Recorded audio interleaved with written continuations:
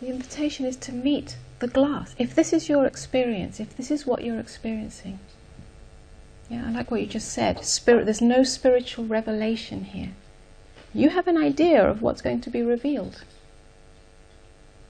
Yeah, there was an expectation. Yeah. Meet the truth of that.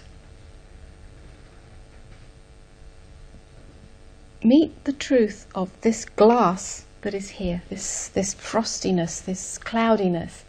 Meet it and investigate that. Watch how your mind, or some aspect of yourself, is wanting it to be different from that.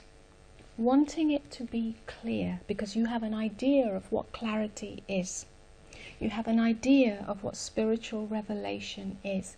Watch how your mind has come into, or has, watch how your mind has taken ownership of this experience of cloudiness or confusion, or this kind of, it feels like you're separate from something or detached, and said, it's followed on from that experience and said it shouldn't be like this, it should be like this. Watch that. That is a movement of the egoic mind that has taken you and taken ownership of this experience and said it shouldn't be like this.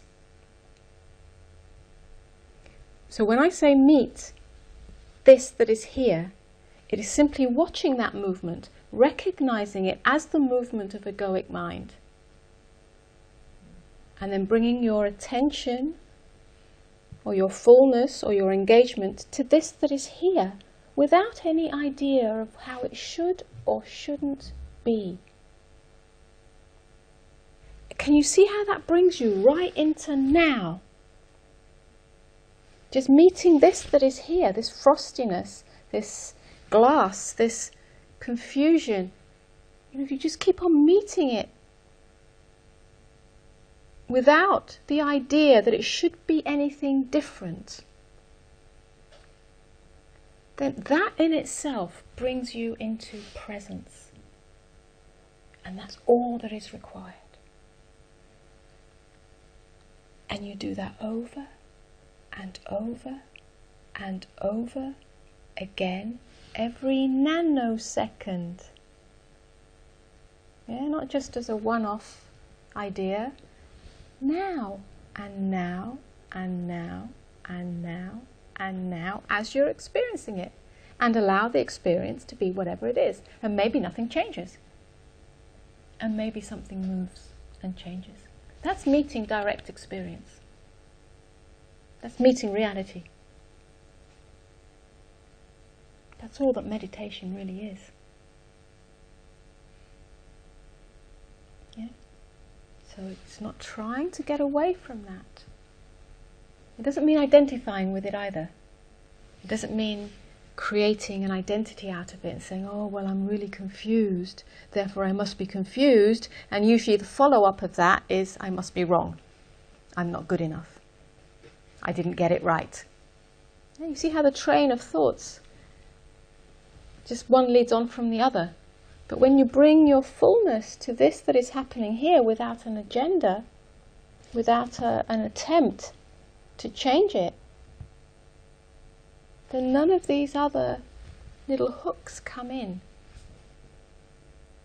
That's the practice. That's the 24/7 practice. I'm not saying it's easy, but it gets easier. Yeah. The danger of many of the spiritual concepts that we hear and read and get fed, even though they are true, is that the mind really reinterprets them and makes it a knowingness. Then it knows. It knows where it should be going. It knows how it should be. It knows what it should be experiencing. It knows what spirituality is. It knows what non-duality is. It thinks it knows. But the true spiritual practice, the true inquiry, is to the questioning of everything. Even your concepts of it, even your idea of it, right down to its finer detail.